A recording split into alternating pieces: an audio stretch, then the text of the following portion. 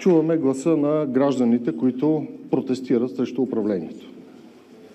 Чуваме го осъзнато. Затова и трябва да бъдем на висотата на техните искания. Техните искания са оставка на правителството.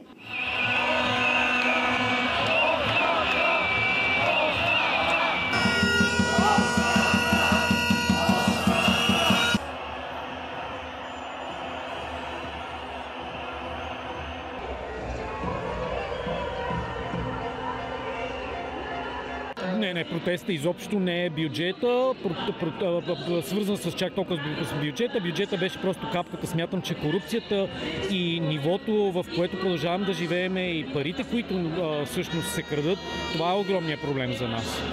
Защото на народа му омръзна да бъде манипулиран, грабен, лъган, заблуждаван, обедняван.